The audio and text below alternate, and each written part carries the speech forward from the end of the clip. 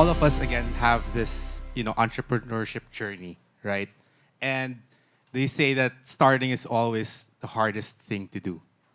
So maybe we could start off with that too, right? I mean, what got you going? You had an idea, right? What made you turn that into a reality? Maybe George, if you could start with you. And Okay. I remember in 1992, it was very, very tough at that time. In the 80s, when you get married at an early age, people judge you. Nagdala ka pa ng additional expense in our house. You're too young. What's going to happen to your career, etc., etc. So I had to prove to them, instead of feeling demoralized, I took that as a motivation. Parang, look at me. I'll show you one day. So I always believe that the driving force to success is pain. So it was painful to hear people judging you at that time. So I told them I'm gonna be an entrepreneur, and watch for it. So I thought of potato corner. I thought of flavored French fries. It was right after the great LA riot. I don't know if you still remember that, 50s, 60s. I know you remember that. For the young ones, you can just Google it. Okay. So, so after that, so I was, before Potato Corner, I was working for McCann. My salary was just 3,500. And how can I survive? So that was also painful. You're a multinational, but your salary is 3,500. So I was pirated by Lintas, and I just got a 10% increase from the 3,000, but it's still small. So sabi ko, I need something. So potato corner was the concept, flavored French fries. So what I did was I thought of the concept, and then I look at the target market, who will be attracted to this idea. So I observed the market at that time.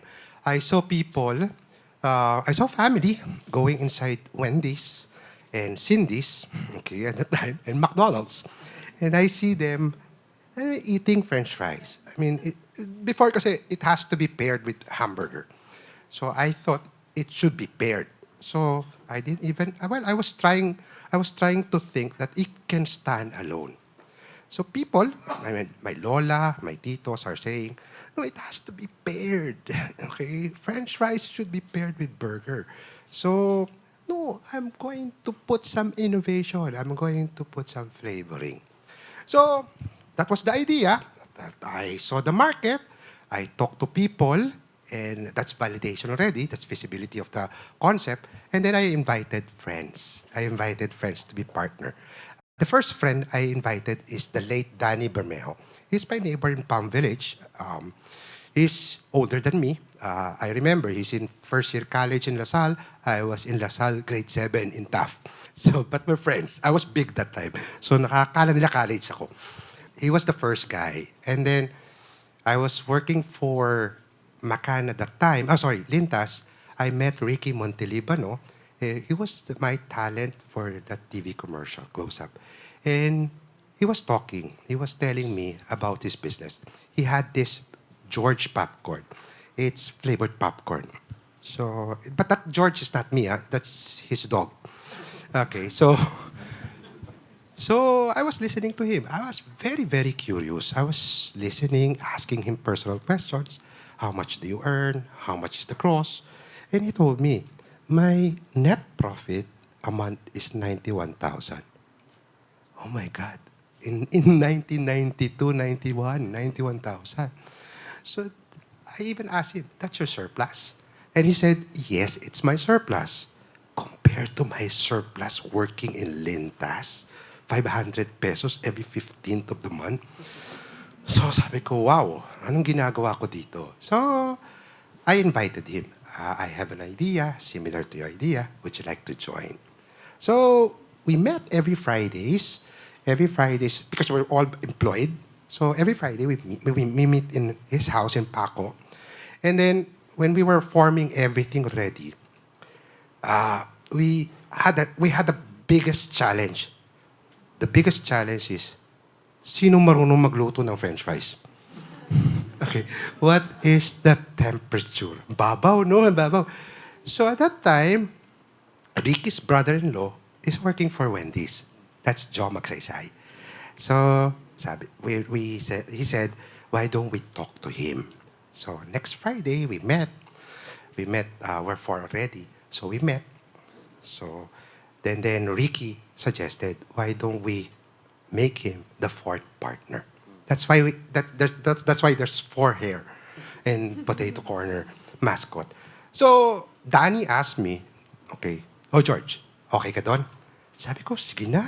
You know, the common denominator among the four of us, ayaw sa atin ng in-laws eh. So, I think we should band together. Sabi ko, sige. So that was the start of it. So, of course, there are heroes. One of the special hero of Potato Corner is my father-in-law, my late father-in-law. He used to work for Central Bank. He handles the import-export. He's the director there. So, the reason why he's very important to the growth of Potato Corner, because he knows who's bringing in the frozen French fries. In the 90s, you cannot buy frozen French fries. And one of the biggest problems that we had, what kind of French fries we will use. I remember we explored the Baguio potatoes, but the problem with Baguio potatoes, it has 10% vegetable and 80%, 90% water. So madali siya magsagi. So it was really a problem. So it was the dad. Of course, when he recommended the trader was asking for a big amount of money to bring in a container of frozen French fries, and we don't have money at that time. So I asked my father-in-law, and I went to his office in Central Bank and asked him, magugutom ang daughter mo if you don't help me. No, I was just joking.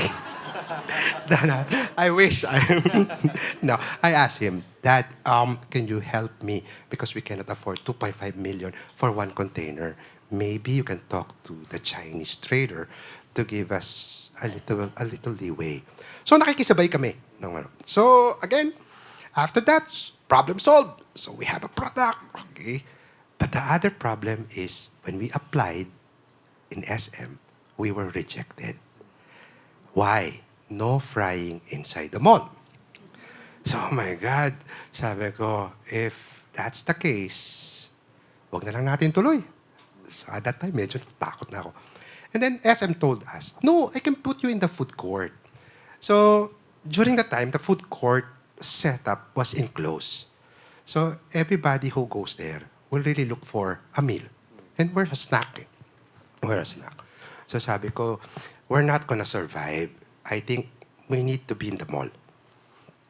So again, I went to see my father-in-law, threatened him again. This time, you're apo. Okay?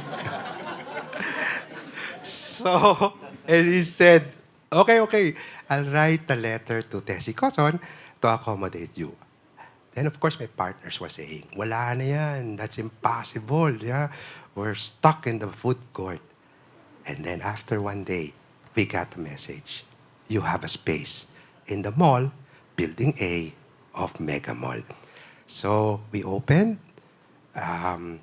Fantastic first day of opening. It was 16,000 pesos sales. In 1992, 16,000. Sabi ko, Friday kasi. And then Saturday, it was 20. And then Sunday was 25. So, to be honest with you, that's the first time I was holding cash, cold cash. But it takes me 2 hours to deposit it in an ATM. During that time kasi may withdraw at saka deposit. So you have to compartmentalize each amount and put it in the envelope in the machine. So that was the start. That was That's the love story of Potato Corner. And I always say it's a love story because it is a love story. Love story. Una, honeymoon stage. And then the middle, getting to know you stage. And then in the middle, another middle, and or the end, away na. So that's it. Thank you. Ang haba pala ng love story. And it's a great Epic. story kasi like not a lot of people, of course, Jomag is there, right? And he's been the public figure behind Potato Corner. But you know, there's a lot of businesses in the Philippines that actually have like a group of founders. I would mention even Yellow Cab. You know, everybody knows that Eric Puno was the one who started, but there were two other partners also with Yellow Cab. So there's a lot of that story, and I think it's also going to be very helpful for our audience to hear that these kinds of businesses actually start ng medyo raw. It's not really like polished. Oh, this is the business plan. You know, we'll do this. We'll compute everything. It's a financial model. It's just a lot of gut, a lot of courage, and a lot of craziness. So we'll learn more from you, from your story later on. We now jump to Pia. Maybe you could give a little origin story on Viajecito. Yeah, so I didn't get married so young. I was 30. Unlike 1992, now in 2016, you were judged for getting married too old as a woman. Anyway, so I was in my career in corporate and marketing, and I was pretty happy there, to be honest. It wasn't an itch I needed to scratch. There was nothing. I was, in a wonderful relationship with my now husband. And we were on our way with my in-laws to the beach for a weekend, and my mother-in-law brought in this bag. It was pink, it had rope straps, and it was nothing like I've ever seen before. And, I have a background in marketing, advertising, so I'm quite attracted to pretty things that look really good. And so I asked her, I go, where did you get this? I've never seen this in the Philippines before. She said, I got it in the beach in Spain. It's great. It's great for the beach. When it rains, nothing gets wet. And so I'm examining it, and I turned to my now sister-in-law, and I said, hey, who lived in Madrid at the time? And I said, hey, let's bring these guys in. And she said, okay. And, in hindsight, I go, oh my gosh, starting a business with my then boyfriend's sister was a little bit of a, could have ended not so well, but in-laws aren't so bad. Lucky you. Yeah. So we did. We brought our first, we white labeled this product, and we were the first to market this bag of this kind in the Philippines. So we didn't really reinvent the wheel or anything. We just found an opportunity, something that we found was needed in the market locally. We didn't even think globally.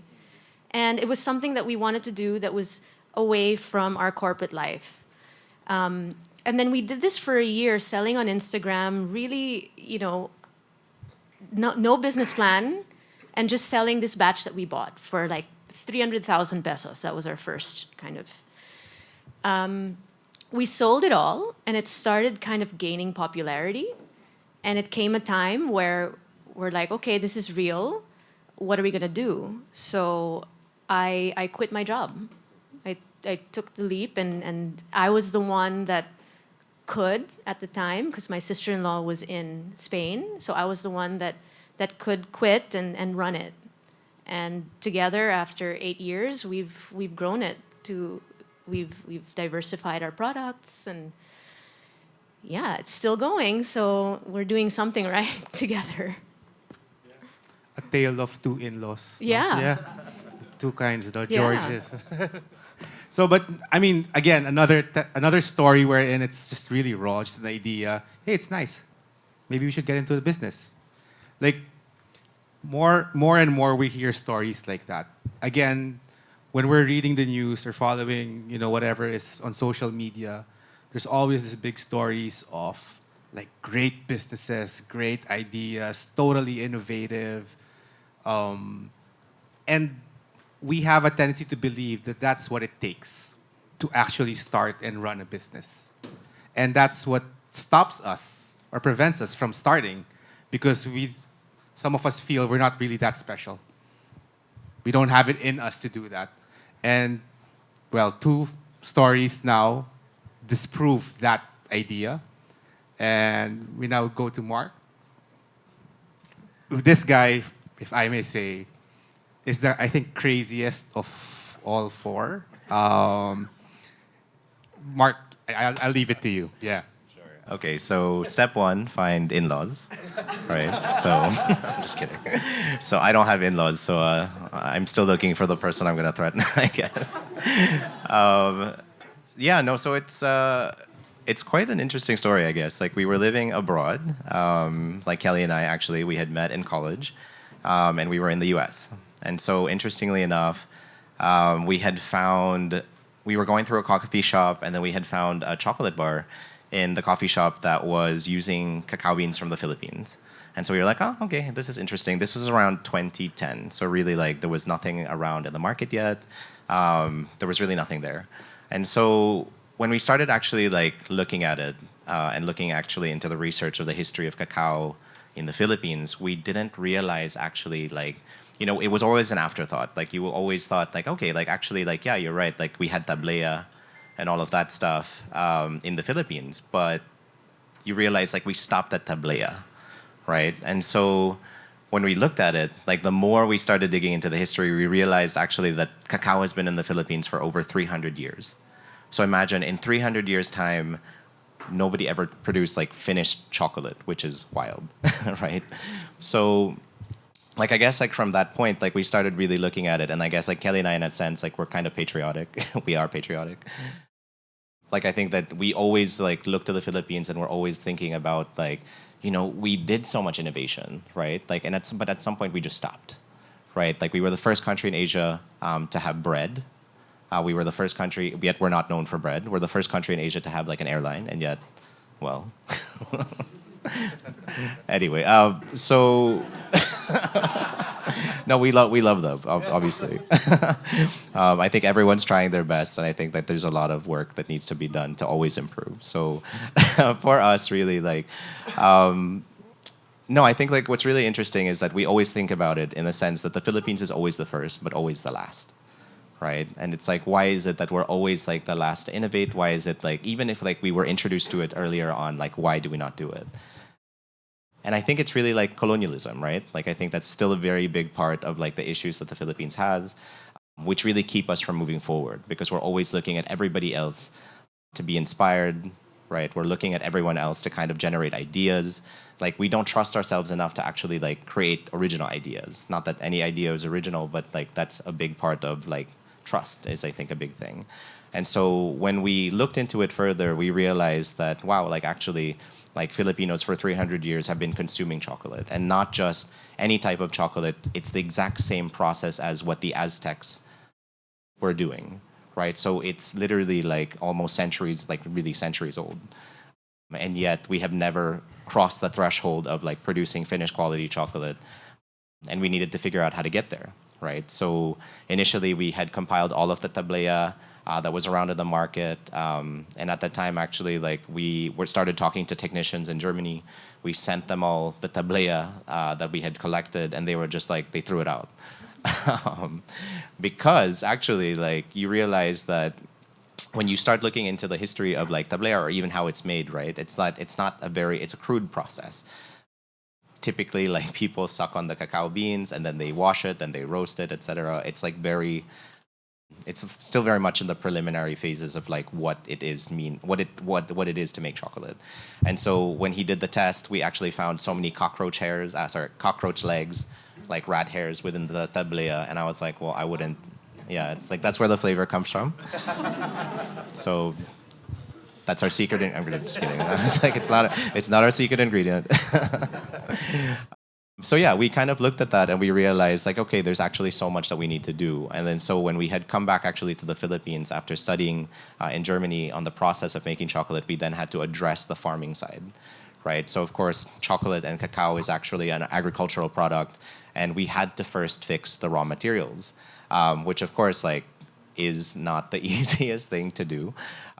There was an existing kind of like arrangement with an American chocolate company in the Philippines, right, that was already kind of commanding all of the prices, all of the markets within the Philippines, and that was a big challenge for us because, of course, you're coming in, you're new, and then you're trying to tell people what quality is, right? But then when people are only used to cheap quality, then obviously, like they try to question you as like, why would I do all of this work when there's no incentive?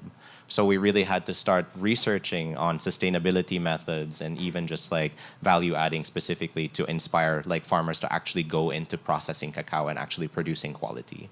Like we had to educate a whole, like we really went on a road tour, actually thanks to DTI as well and DA, and we actually like started going around to different farms around Davao because of course like initially like that's where we were led to. People said that that's where all of the cacao is, and so that's what we did. We started talking to the farmers, gauging interest, and really kind of refining all of our models, right? So we really looked at sustainability. We looked at like Panama or Trinidad and Tobago, where they were actually doing like work and basically incentivizing cacao farmers to actually improve on the quality. And so we realized in order for that to happen, you have to pay people fairly. So that was really the next step. And then from there, yeah, time had passed. We had tried to convince people, but at some point, it's like talk can only get you so far. Like you have to put your money where your mouth is, and you have to show the farmers actually that you are willing to do everything that you set out to do, right? Like you told them years ago, like this is what you're going to do. Now it's time for you to prove it, and that's really like what we had to do and what we did. So simultaneously, we were also researching, so much studying actually, and looking at all of the different like manufacturing processes with actually other chocolate companies around the world. So we literally traveled the world looking at different chocolate factories and kind of taking our best practices from each of those factories and applying it to our own. And so at the end of it, really like we launched the products in 2017. It took us like about 2 years actually to set up kind of like what we had envisioned it to be. Yeah, and I think it was really interesting and like quite inspiring because even if we didn't have a product and we didn't even know how it was going to taste like, you really just kind of have to like trust yourself. And I think that was our biggest lesson. It might be a scary endeavor and there has to be like a lot of things, but when you are looking kind of at the overall landscape of the like what exists, like there's so many ways for you to make informed decisions. Yeah, and so that's how we started. Yeah. So we have Willy Wonka of the Philippines here. No, but I mean, on a serious note, like imagine 2 years for R&D, and you guys didn't even know like where it was going. Like putting on all the research, all the work, traveling, talking to so many people, and again, we're not necessarily known, right, for that product, and here you are, trying to put it in the mainstream, right? Trying to get the farmers to actually grow it, trying to convince the farmers that hey, maybe you should stop growing lettuce or dragon fruit or whatever it is, like go into monocropping, right? And maybe cacao is actually like a much better and much more sustainable venture for the farmers. And as you guys have heard, like Mark's process is so different from the rest, right? There's a lot of like science, there's a lot of again research into it, and yeah, so that's another way of getting into business, right? And 2 years, man, to develop something is something. It takes a lot of. That's why I was saying that Mark is the craziest of the bunch. I met Mark back in 2017, and he was just like offering chocolate. Try it out, like casually, not knowing what it crazy. actually took to actually get that product into our mouth to try it. And now hearing the story, like it's really amazing. So yeah, thanks Mark for that origin story. And now Paulo, who shaped the shopping behavior of the Philippines. My wife is also we need to talk later, Paulo, about the Thank you to your wife. Yeah, Zalora issue. Yeah. So, but please, Paulo, tell us. Thank you so much, Warren. First of all, I wanted to thank Keenan and Ron for having me and all of us here today. Great event. I mean, just great to see everyone out here tonight. So well attended. Honestly, I'm having so much fun listening to the stories of my co-panelists here, and perhaps the best way for me to kind of share the Zalora story is already drawing very, I think, parallels and stories from what I'm seeing from George, Pia, and Mark's stories. I think the story of, and then I'll talk about the Zalora founding.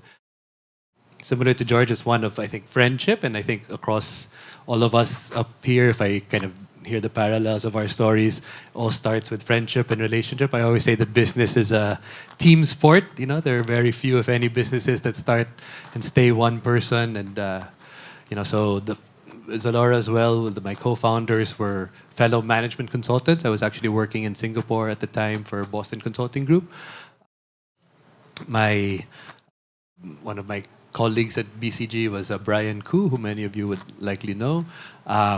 So he and I left BCG together to be the founders of Zalora here in the Philippines. Our co-founders, and Zalora is a bit of a unique story in that because we were kind of management consultants working across Southeast Asia, we ended up meeting a lot of our fellow management consultants, whether at BCG or McKinsey or the other firms, and many of us also having linkages from our previous studies and all of that. So we actually launched Zalora in 6 countries simultaneously. There were 2 of us in each country who, were part of the country teams, and then the co-CEO leadership of each country. It's quite an interesting family tree if you trace the history of Zalora and some of the cast of characters who are co-founders in Zalora. Our Zalora Indonesia business, the 2 co-founders were actually Nadim Marakim, who is the founder of Gojek, and Catherine Hindra, who together with Nadim kind of started Gojek, and in fact to this day is the CEO of GoFood, Gojek's food business. So it was me and Brian in the Philippines, it was Nadim and Catherine Hindra in Indonesia. In Taiwan, our 2 co-founders were Chris Feng and Terence Pang, who are the co-founders of Shopee. So they left Zalora to start Shopee a few years later, but they were our Zalora Taiwan co-founders. And even in Singapore, we had among the co-founding team there, Magnus Grimeland, who started Antler. For those of you who are familiar with Antler, prior to Antler, he was also a Zalora co-founder with us. So everyone I mentioned, all of us are management consultants working for various firms around the region. I think similar to Mark's story in terms of gaining inspiration, all of us had worked abroad, and particularly studied in the U.S. So obviously at the time, it's hard to imagine now because everyone shops online, right? But if you rewind to 2010, 2011, 2012 time, there was really no e-commerce yet in the region, let alone the Philippines. Even if kind of Amazon and some of these other large global platforms were already present, right? So I think we were very much looking to start an e-commerce business here in the Philippines and across the region, across these multiple countries, and we're able to raise venture capital investment and maybe post Zalora, I'm now more on the investing side, and very proud to be able to support founders in the earliest stage of the journey as an investor, and that very much relates. That very much relates to how we started, right? Where we were able to get a venture capital investor, and they were able to kind of give us the seed capital to start the business across these different markets. So I think similar to George and the rest of the team, it's very much a story of friendship. Similar to Pia, I really never thought of being an entrepreneur. I was very much happy in the corporate world prior to Zalora. I had a great job in BCG. Got to travel the region. I think somehow growing up, I never really encouraged to be an entrepreneur. That might be something that many of you also had growing up. I was always told to work for a big company, and always told to kind of take a safer corporate job. And so I think it's really through this kind of friendships and being able to be exposed to different things around the world that you realize that, hey, why don't we do that in the Philippines?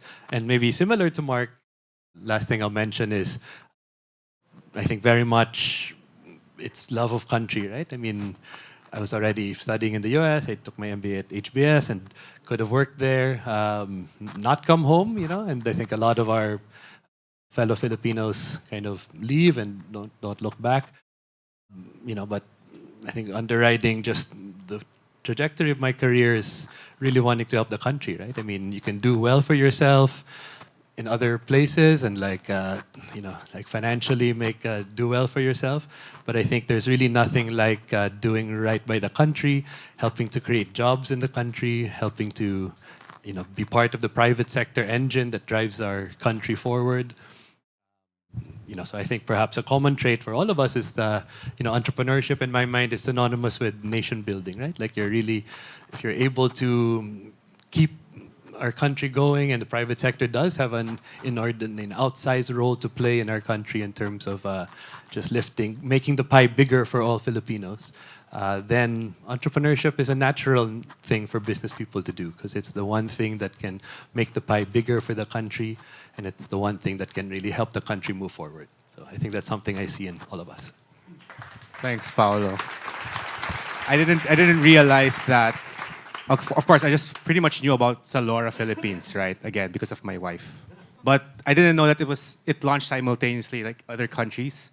And pretty much it's a network of management consultants driving that ecosystem, pretty much. And they're all successful entrepreneurs also in their next chapter, the next businesses, The right? Zalora Mafia. Yeah. The Zalora Mafia.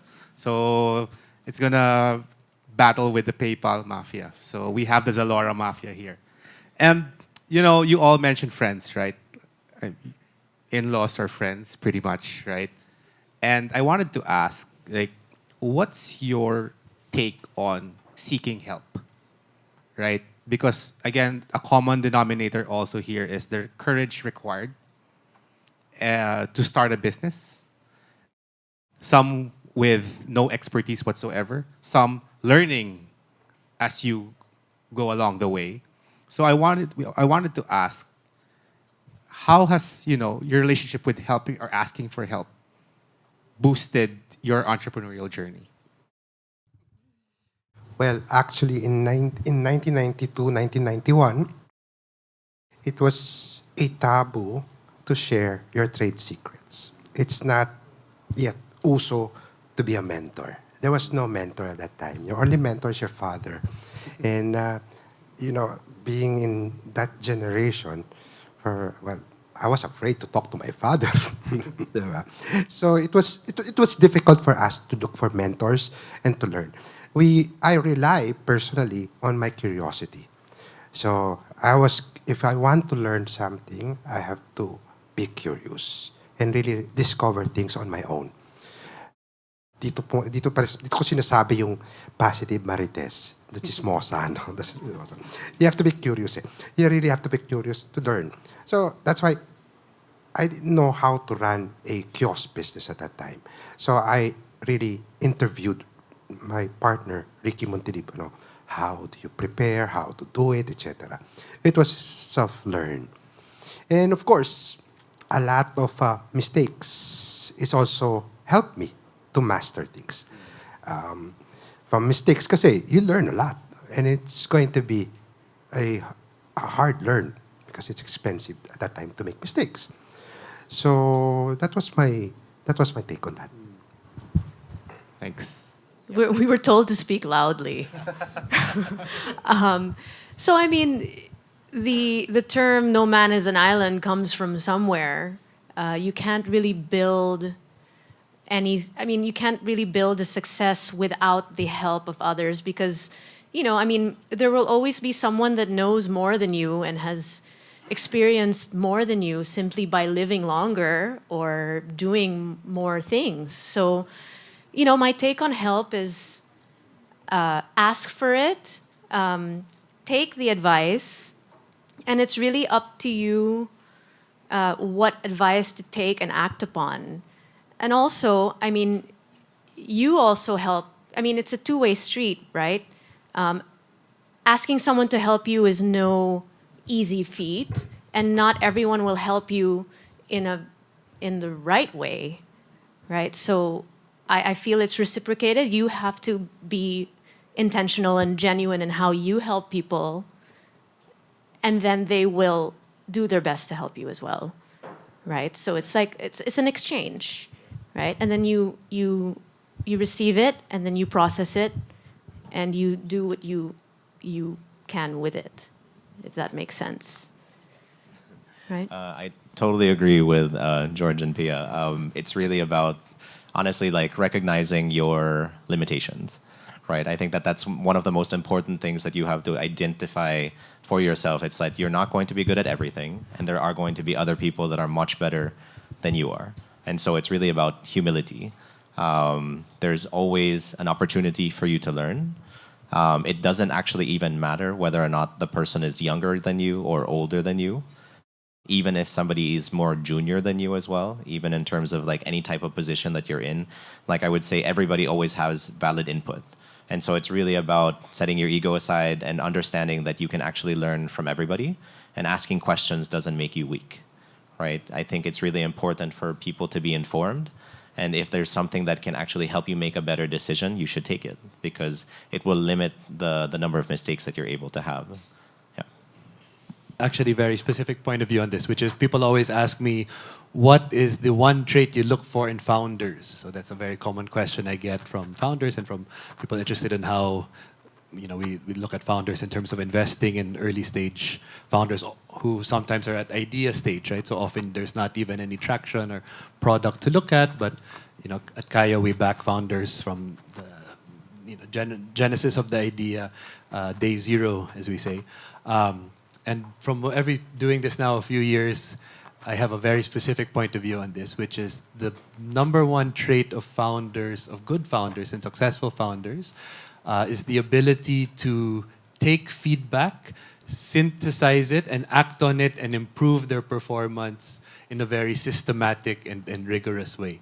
Because I think in that is all of the things that George, Pia, and Mark said, right? On the one hand, you have to have the humility to know what you don't know, and to accept that there are people out there who can really help you with advice and input. Often you have founders who are too arrogant, right? They think too highly of themselves and their ideas. They're never going to really build a successful business, right? So that's one part, is the humility to know and to accept feedback. The second is just the ability to take that feedback and take positive action from it. I mean, that's in a way the skills we learn is business, and I think a good skill that you're able to learn in the corporate world is how to execute, right? When you're given KPIs or whatever, you need to make those happen. So just figuring out how to take that feedback and then properly act on it, then is kind of where the skill of business, I would say, comes into play.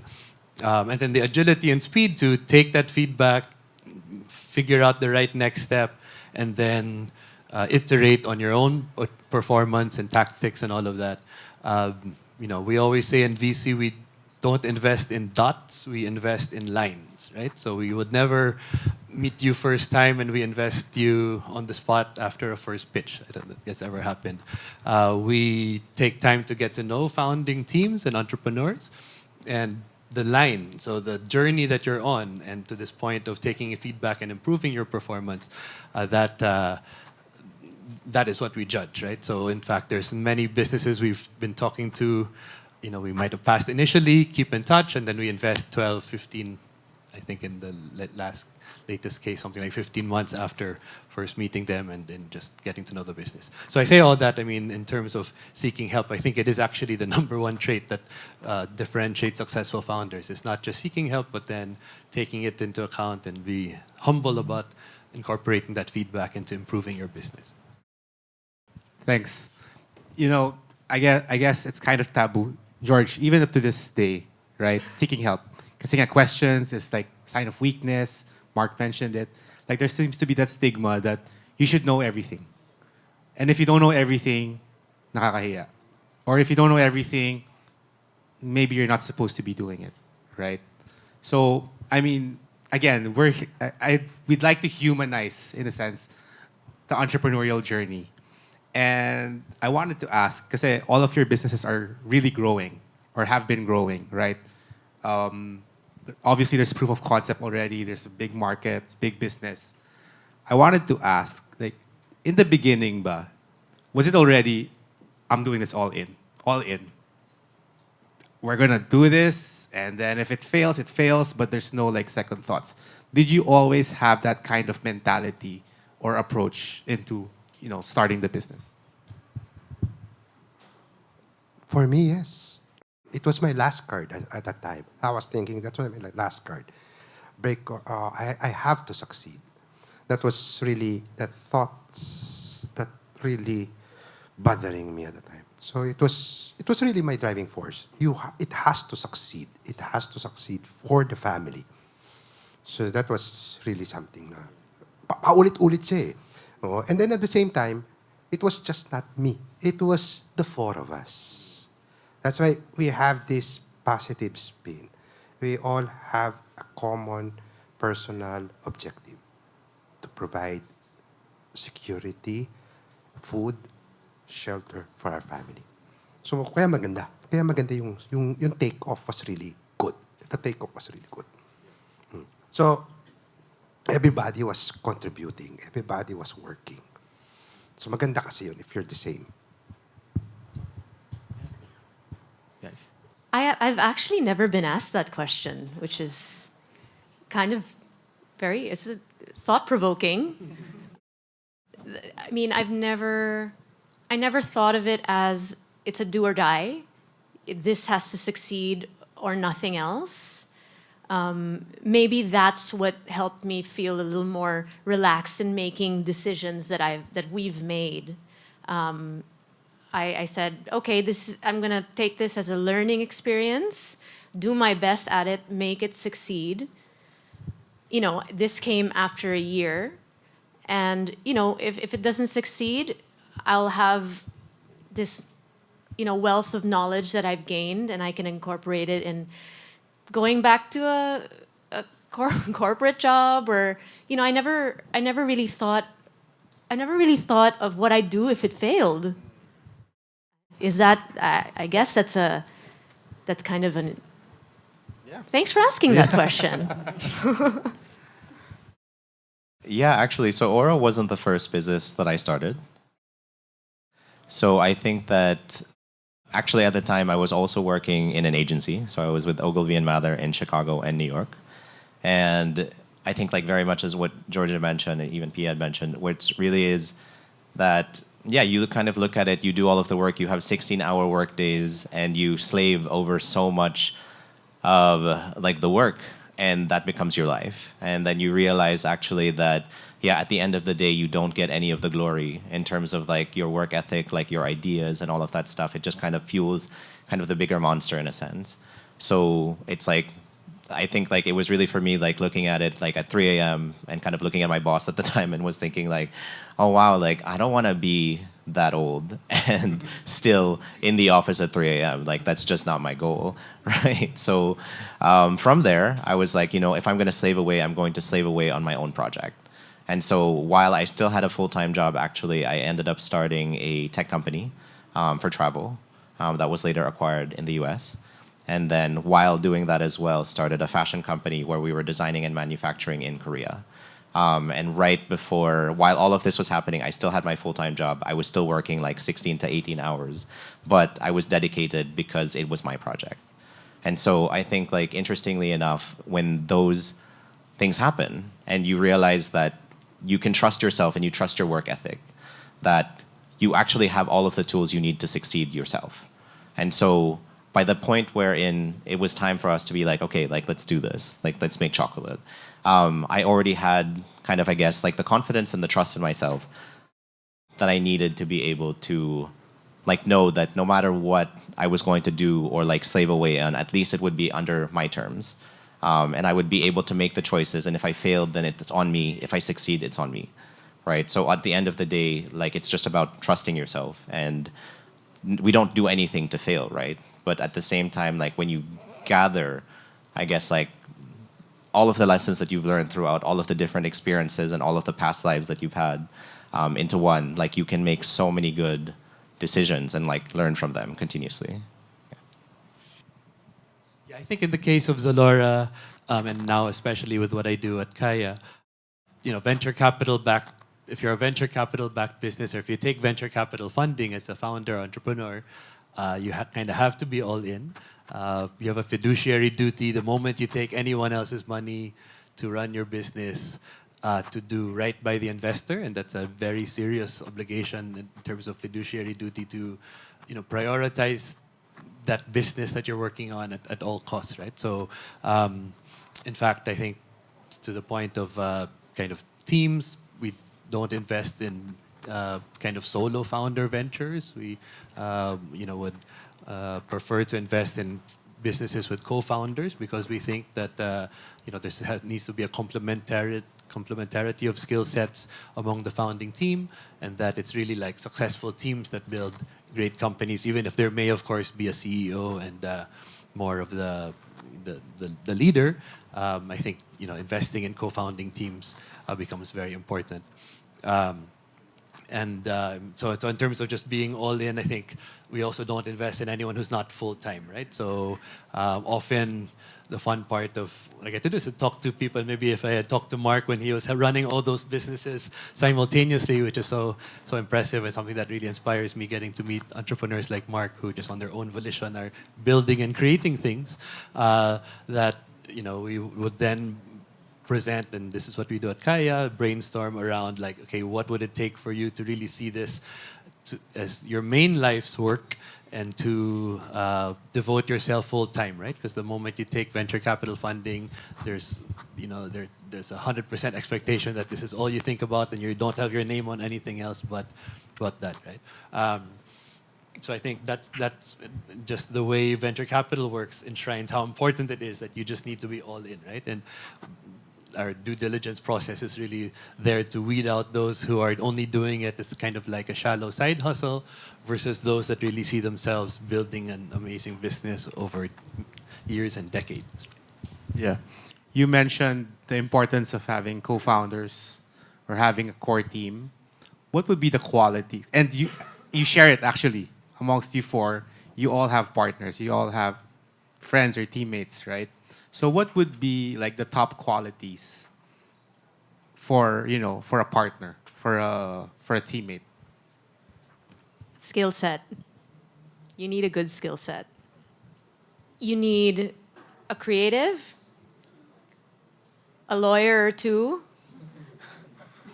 an accountant or two,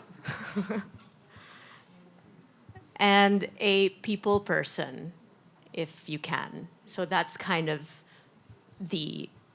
for me, the trifecta of a good. Of course, you have to have a very good rapport and relationship with them. But in terms of serious business, you need to have the right skill set to work together, I feel, right? In my experience. I'll really reinforce that. I mean, business is a science, I would say now. And I think the power of technology more than anything else is to make business more science than art, actually. And if you think about how marketing has changed, and I'm sitting with a bunch, I guess all three of you, all four of you, lots of experience in advertising and marketing space. The number one thing that's changed in all of these digital enabled businesses is that you can use data to build the funnel, right? And that was foreign speak when we first started Zalora 12 years ago. Now everyone knows intuitively that you can use data to measure every step of how to build a business, right? So to Pia's point, and the reason I think Zalora is successful is we were management consultants whose job was to make financial models and presentations about companies we would meet on a rotating basis all the time, right? And why I love my job now is I think a lot of innovation comes from studying one industry and how a digital solution transformed that industry and seeing how that can be applied to another industry totally unrelated but somehow also governed by the same principles of how to build successful businesses, right? So I that's exactly what I would echo what Pia said, that business is a science, right? You need to, of course, love it. You need to be motivated. You need to have this adaptability, as I was saying. But it's also something you can put your brain to, honestly. So hiring good people, hiring smart people, reliable people, I mean, it's the only way to build a great business. Yeah, I mean, I completely agree with that. And also, I'd say maybe the most universal rule that goes across like the world is don't go to business with your friends, right? Like, I mean, that's rule number one. And obviously, like, we're all crazy. So, but I would say, like, the most important thing actually that you need to realize, especially when it comes to going to business with your friends, is put your friendship first, right? I think that that's first and foremost what you need to establish because as you can see, like you can either be successful with your friends or you can either fail with your friends. But at the end of the day, like you don't want to come out of a relationship wherein you start something together and at the end of the day you can't even bear to look at each other. So always remember to keep your friends closer, always, and put your friendship first. And second, I would say once you guys start kind of collaborating with each other, you already have a general inkling as to what your strengths are, right? So trust your partners and your friends, given the skill sets that you each have, right? Like, do not try to speak over them, right? Again, it goes back to humility. It goes back to ego, putting your ego aside, and it's really just about like making sure that you're more collaborative. Because that's very important. And if somebody says that they're going to do something, trust that that friend, that partner that you have is going to do it. Because ultimately, at the end of the day, if you are all second guessing each other, then there's just no trust. And there's no future for you to be able to succeed and kind of push yourselves forward to actually do more. So honestly, like, yes, all of those things are very important. Trust, communication, etc. Obviously, communicate always. But at the end of the day, when it comes to doing business or starting something with your co-founders or your friends, like put your friendship first. They said it all already, but I'd like to focus on other things. Normally, when we think of putting up a business with friends, we're all excited on the entry point. People, some friends will, well, if you're going into partnership with three people, friendship, okay, or acquaintance, they will always say, I'll take care of accounting, I'll take care of marketing. So it's all the beginning plan, the entry plans. But they don't talk about the exit plan. So I think that was my mistake. We didn't talk about the exit plan. Pag galit na kayo kasi, you're not going to be in a proper state of mind. So it's nice to talk about the exit plan in the beginning. So let's say, for example, ganito, if I don't like you anymore, I don't want to see your face, this is what we're going to do. So that's an agreement, ha? So we won't change that. So anong nangyayari kasi, it's the excitement. Oh, I'm going to do this. I'm going to put my heart on this. But the exit. I think it's important to discuss also the exit point, the exit strategy. If they don't like you, if things are not working anymore, it has to have a system there that we just have to press it. Okay? Because Filipinos are not confrontational eh. They Normally talk back. Diba? So there's already a system there. It has to be a system there. You're growing your businesses, and there are like different approaches of growing it. Actually, George, you're very strong in franchising. Pia, I think you guys are trying to figure out like how to grow, how to scale the business. Mark, Paulo, obviously with VC backing with funding. What's your approach? Is there one way of growing a business? Is there a right way of growing or scaling a business? Thoughts on it? Yeah, I can jump in. Certainly not. What I always say when I meet someone who's trying to, potentially raise venture capital investment is that for most businesses, venture capital is not the right type of investor for you. Typically, in venture capital, it's kind of often technology-based, high upside, like high risk, type businesses. I think majority of businesses, would be better served growing from just their own profits, right, and then creating business that is a cash flow generating, profit generating business for yourself as an entrepreneur. I think most people should take that route, and those businesses and venture capital business are no better or worse than those types of businesses. And in fact, I think all of your stories like reinforce that in my case, I think where we see venture capital's role is really to make these bets where you build it once, distribute it forever, right? And where the development cost and when having to build out a platform that allows a non-linear scale is the way we think about it. And if think about private equity versus venture capital, it's our goal to think about a solution that allows for non-linear scale and growth that enabled by technology. And these days, that's very blurry now, offline and online businesses, what are technology businesses versus traditional businesses. And frankly, every business these days, we can say is technology enabled somehow. And therefore, it's not really about the software per se, but how do you use the fact we have things like the internet and social media and some of these very transformative forces in our lifetime to achieve this non-linear scale. Yeah, actually, I would say that at the end of the day, like, we're all not trying to work as hard, right? Like, that's the objective. Like, we don't want to constantly just like 24/7 like have to do work and all of that stuff. Like, we need to rest, like we need to enjoy. There is like such a thing as life, right?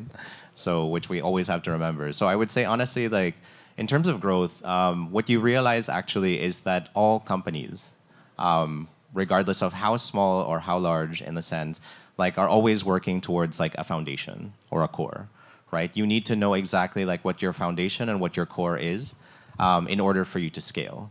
If you plant basically those main pillars that you need to be able to grow, then it's basically like, think of it as building blocks, right? So like, you can't build a tower of Legos without putting that first step. And so ultimately, at the end of the day, when you have that core foundation, like, you can actually like keep building on it. And so for us, actually, like, that was the main objective. Like, you have the right teams at the beginning. Like, you think about like what exactly are your most important departments, and then from there you grow. And like, interestingly enough, like, more business opportunities, you just have to be conscious of like what you're listening to, right? So what's really interesting about it is that we actually started a separate company because of Auro, which is called Pino, which is actually like a 360 agency that now does like architecture and construction as well. And so the reason for why we started this was because when we had launched the brand, a lot of people were asking, oh, like, who designed it, right? Because of course, like, your first interaction with like Auro, like, if you have not yet, we're in the back, but when you see it, actually, like, you realize, like, people realize, like, okay, like, they connect on it on an emotional level. They see it from a point wherein like there's actually like a connection. And so from there, people started asking like, oh, who designed it? And so we started actually like taking on like additional work with our internal marketing team to service other brands. And like, eventually, like, more and more people came and we were like, this is no longer sustainable because it's actually like eating up into our own time. So we actually then created a separate company, removed our internal marketing team to a separate company, and then started basically doing business for everybody. Like, we started doing our own, but also everybody else. And then from there, like, more and more needs you realize come up, especially in terms of there. But then what you realize at the end of the day, it's all about your foundation. Because all companies that you then start afterwards basically rely on your initial foundation. And so once you already have that, you can honestly expand exponentially. So the same formula that I'm using now, when we started in 1991, it's really franchising. And in 1991, franchising was not so popular yet in the Philippines. It was something that self-taught to us. And it was out of necessity. We don't have capital. And we saw that the concept was really good and people are buying the product. And we wanted really to expand it. So we asked our friends, relatives, if they want to franchise. So everybody was asking for a franchise. So we did a lot of testing. We did hybrid franchise, partnership franchise, 60-40 franchise. So everything was there. It was really difficult because there was no franchise consultant company at that time. The only information about franchising is the encyclopedia. I mean, do you still remember encyclopedia? Okay. So it was really a trial and error. And then, of course, it was success. It was successful. And to date, same formula I use in building my Tokyo Tempura. So I'm a strong believer of franchising. What's the pros and cons of franchising? Again, there are other brands now who are, using their own revenue or getting funding. Para owned and operated. All the stores are owned and operated. So what do you think are the pros and cons? Well, when you open your own company own, of course you enjoy the cash flow. That's all yours. But you also want you will also have all the problems. Like in every different cities, you deal with LGU, you deal with fire department selling you fire extinguisher, diba? So when you franchise, that's not anymore your problem. They run the store for you. So it has a disadvantage and an advantage. Of course, the cash flow is important, no, especially in evaluation. Um, when you franchise it, naman, you just focus on the commissary, because that's the business model. It's you sell to your franchisee the raw mat and you make money there. Paulo. Warren, can I just say, so I think we as Filipinos, I think the potato corner story, George, honestly, is one of the most inspiring and exciting examples of how Filipino F&B and it can be world class. I'll maybe tell the ending part of George's story. So I've been on the board of Shakey's Pizza since Shakey's was listed on the PSE in 2016. So I've been there 8 years now. And I think there's no better case study in terms of M&A and timing and than the acquisition of the Potato Corner brand by Shakey's. It's we say at the board we're now a potato company more than we are a pizza company. And like now we're taking it to all the other places that because it had already been present in so many countries around the world, but now China specifically put their potato corner. They were showing in the last board meeting the queue outside the Shakey's in Shanghai. The potato corner that was opened in Shanghai, and it was like around the corner, competing on the high street in China with all the global brands. So I think the business that George and you guys have built was just really something they should start. It's for the books, I would say. And we as Filipinos should be very proud of it. Now doing, I have should be careful of my fiduciary responsibility. So few billion. I know maybe branches is good. So now I think 2,500 plus branches, right? So really an amazing business, and I think also. And I think the Shakey's case, just living it firsthand, great case study also for M&A and somehow how great brands being put together can really strengthen a company and its growth. Tip my hat to you, George. Thank you. Well done. Actually, it's not me. I'm just in the beginning. Let's give the credit to Mr. it all- Magsaysay it all when he starts brought it global. I wanted to ask now. I mean, because with Viajecito, with Aura, the idea is to go global, right? Or you are global already, or you're really having a lot of momentum towards that direction. Is it required to be really big in the Philippines for you to go global? Or would you even just pursue going global first and then bring it back to the Philippines?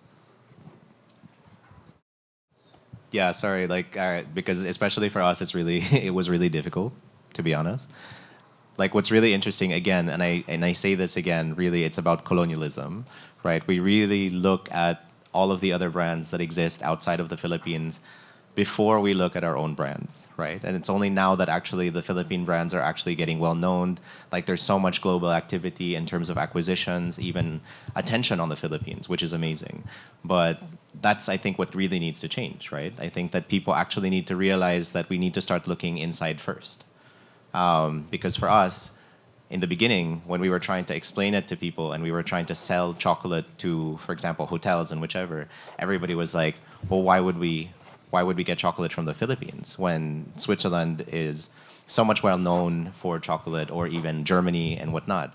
And our question to them was like, well, I mean, like they don't grow cacao, right? So they're literally just buying cacao like wherever they can, and then from there they turn it into chocolate. But then we actually have the ability to like work with the communities, actually do something like different to actually affect the quality of like the products that we're able to produce, right? And so then we started entering awards, right? And started winning awards internationally.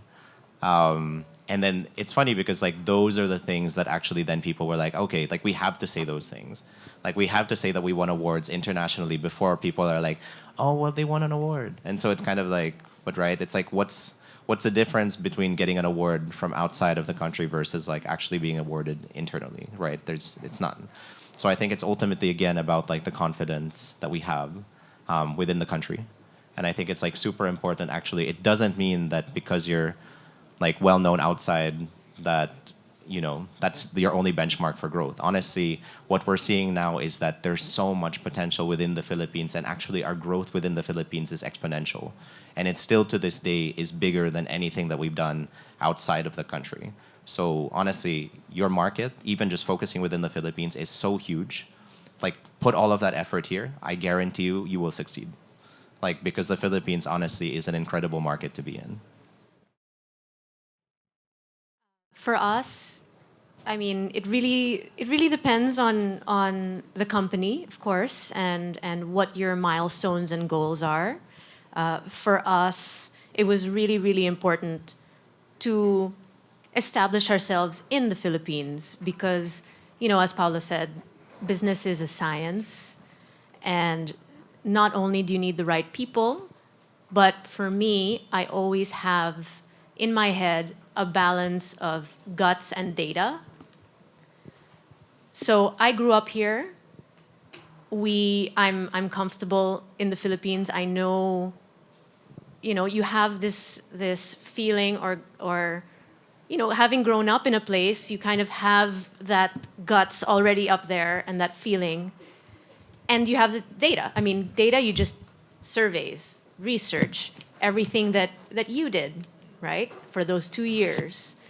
And so you already have that advantage in your home turf of guts and data. Why would you start when you only have data to go with, when you have that formula already here? So when we were established in the Philippines, then we started kind of branching out globally, but very little, calculated risks. Until an overwhelming opportunity comes where that requires us to go branch out, we'll still really focus on our Philippine footprint, really. But it really all depends on, I'm here to offer bits of nuggets from my experience for those in the audience who want to start their business. I would go with that, go with the right formula, go what you're comfortable with versus together with the data that you have, right? Actually, I just wanted to add to that because what Pia said is exactly like what we had encountered here as well. It's like, it's really about looking actually like a lot of the things actually that we realized, even with cacao in the Philippines, for example, was using data and basically research papers that were done outside of the Philippines, brought into the Philippines and just expected to work, right? And so that's actually really interesting because then people take it in so many different ways, right? Like you're basically grabbing information from different places, but then the country that you're in is not necessarily going to have the exact same scenario as like the research that was done like maybe in South America or in Africa, right? And so, and what we realized like going into this business as well was that none of our competitors were doing this. None of our competitors were localizing the data or information that they were using in order to process cacao. And we were like, well, that's ridiculous, like because you're using a study done in South America and applying it to the Philippines and just expecting it to work. So instead, we did the reverse. We brought in all the technology from abroad. We did all of our science, basically, and data collection within the Philippines, and we found a way to do it better, right? And so when you realize that this is actually where you can thrive because it's actually your home turf, as you mentioned, then there's so much more you can do, so many more ways you can innovate, and so many more ways you can actually push the product forward. Yeah. Paulo, I wanted to ask also, because you mentioned, well, Mark and Pia mentioned that home turf, right? Playing in your home turf. And then for Zalora, the strategy was, yeah, home turf. There's Philippines, there's Singapore, there's Taiwan. That's right. Yeah. What drove you to do that? Why not just, let's say, launch in Singapore? No, it's a great Yeah. question. Yeah. No, it's a honestly very insightful question.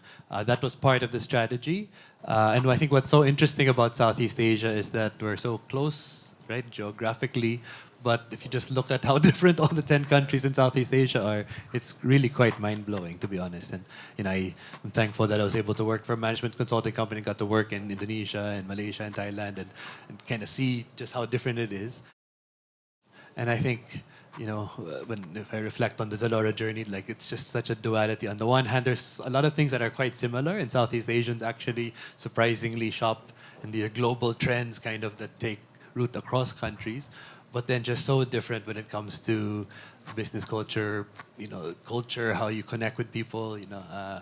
I think one of our most successful initiatives in the Zalora Philippines context is we kind of have been working with Heart Evangelista for quite a few years now, and now she's the face of Zalora across the region, actually, right? But that local presence, and of course, locally, it's Zalora is also quite a unique story in that it's one of the few tech companies in the region, if not the only, that opened up its cap table locally to a strategic investor only in one country. So only in Zalora Philippines did we have a strategic investor in the Ayala Group, and we've been very proud members of the Ayala Group on the Zalora side for over 8 years now. That's a very unique part of the journey is that we had the home court advantage to kind of know, and me having previously worked for Ayala Land straight out of Princeton College. I knew them and was able to kind of get them to invest in Zalora Philippines specifically, right? So, and none of that would have been possible if we were all sitting in Singapore, trying to do this across countries, right? And you see all the big platforms, whether it's Lazada, Shopee, Grab, all have very extensive local teams and really have each platform differentiated per market, right? Because it's very different payment methods, 3PLs. All of that stuff is just so different and localized that having a local strategy across markets was necessary.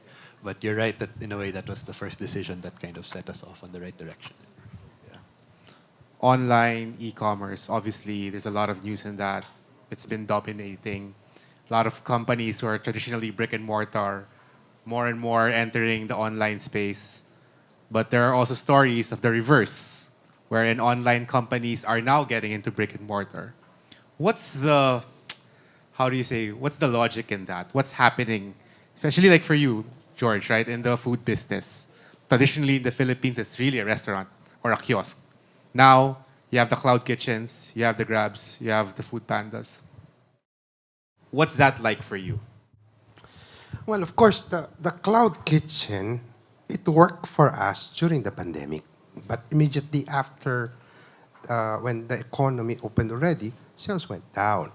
I think for food, it's still brick and mortar, the way I see it. They still want the experience, seeing things done in the cart. So parang iba eh. It's hard to adapt. Okay. Maybe nakikibagay rin yung produkto. Like my product, it's not really, you cannot sell my product online unless it's frozen. No? So it's different. So although there's an alternative. You have Food Panda, you have Lala Move. It's a supplements. But most of their sales nanggagaling sa foot traffic, the actual foot traffic, the physical store. So you. Yeah. Pia, you mentioned earlier that you're exploring again having a store, right? Because pretty much 90% of your business is through online, right? So what's your thought process on creating or building a store? So, over the 8 years that we've been around, we've really been primarily online. Again, each and every company has their own values and what they really take importance in. And for us, it's always been being close to our customers, as close as you can get being online. So we really, I think it just happened organically because our team is very nurturing in that way. So we ended up being sort of known for our customer service and known for connecting really with our community, right? So that's where the feeling or the gut comes in, right? And then you have the data where surveys come in and requests and people kind of wanting a little bit more from you. And these are the facts, right? So what we've gathered from what we've spoken with the customers and what we're feeling and what we're seeing in the atmosphere right now in the Philippines, where people are going back to physical shopping and they kind of want to experience retail therapy, right? Buying something is really a feeling, and I feel that Viajecito, when someone buys one of our products, they have a feeling, and it makes them happy, and we want to kind of transcend or go through that online barrier and be tangible, be physical. So again, that balance between what we feel and what we're the facts that we're getting is sort of leading that way. And we know that offline and online experiences have this sort of symbiotic relationship, right? Where someone maybe researches a product online and then goes and buys it. Or they go to a store, they touch it and they feel it, and they're like, okay, I'll just buy this online.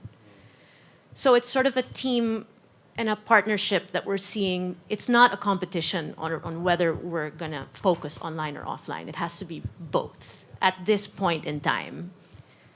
It wasn't necessarily 3 years ago, right? We had a global pandemic, right?